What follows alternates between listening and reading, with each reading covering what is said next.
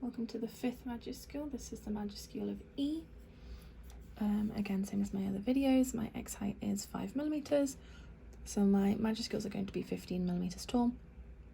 Learner Principle EF nib with some black watercolour ink on in an oblique holder.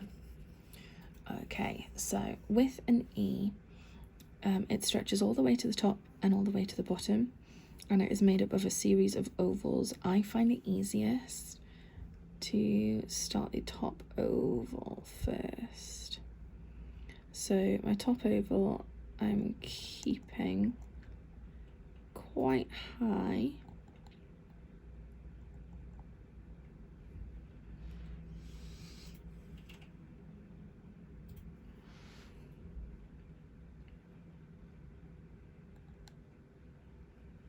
Okay, so in a majuscule E,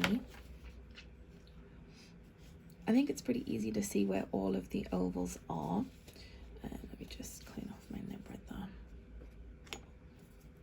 Yeah, I think it's very easy to see where all of the ovals are, and you can see that they are all along the slant line. There's no universal line of beauty in this letter. However, what we do have is a lot of ovals. So we've got an oval right here at the bottom. Even if this little flourish is not done, it means that this whole space, be careful because it's quite wet. There we go. So that whole space is an enclosed oval. Again, that inside that negative space has been bisected by this this downstroke right here. I always start at the 12 o'clock because I always find that if I do start on the left and I start with a flourish over here, that then locks me in. As soon as I get back up to here, saying like this line right here must be bisecting the space, and it means that I'm not really able to control where I want it to go. So although it has worked out in this instance, it's harder to do this, I think. So I prefer starting from the top, and I can get those in. You'll see that in this first one I've kept my top half of the letter smaller. So this one on the right, my monoline one, is coming exactly at the halfway point. So this is at 1.5 times the X height. I'm still in frame, just about. So that's at 1.5 times the X height. This one I've moved slightly up. So instead, my ratio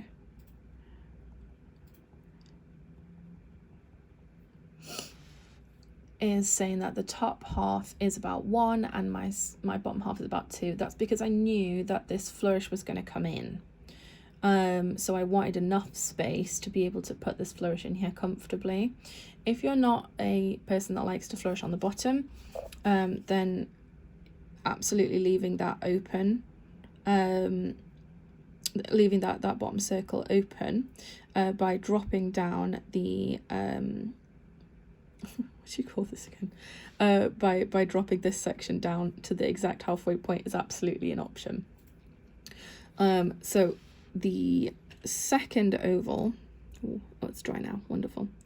Second oval in a capital E is obviously up here. So you've got two ovals sat on top of each other. That should both be on the slant line.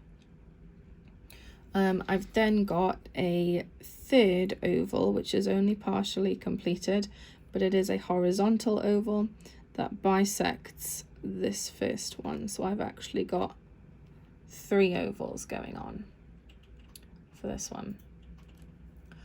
Okay, a capital E also can have, especially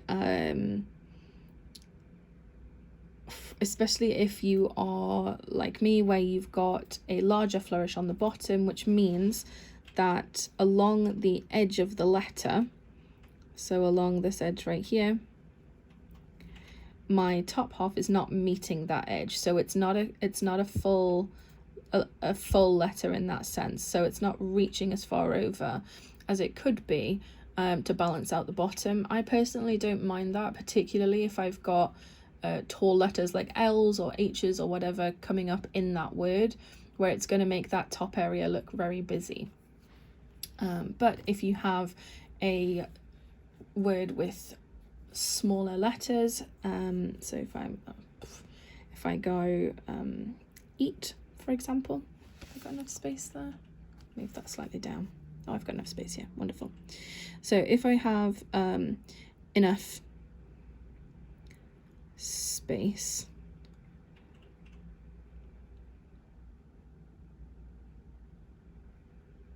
now you can see I struggled there because I made that a little bit big, but that's okay. If you have smaller letters, then it's absolutely fine, I think, to have the whole capital on the slant line. But if we had a tall letter, you can see how if I do the same again, that top area starts to look just a little bit too busy.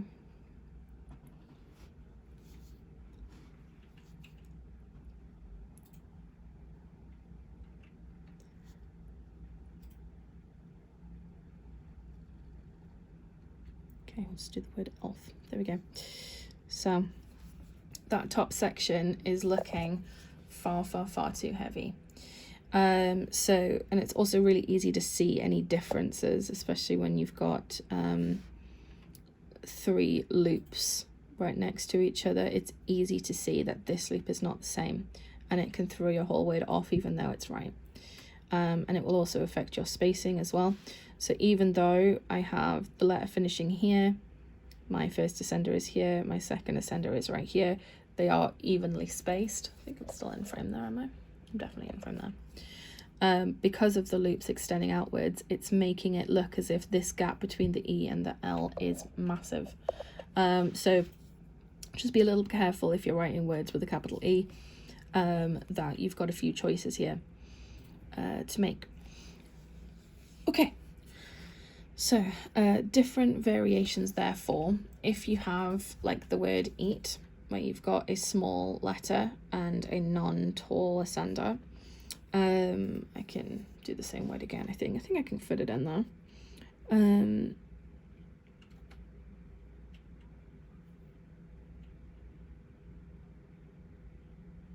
Let me just work this out.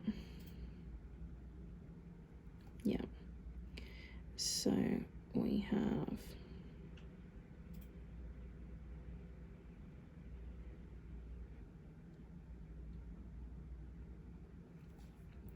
I've seen this lead in being used in an S before as well, but it is an option if you need to just jut the top of that out in order to keep everything as close to the same slant line as possible if you need to fill that space.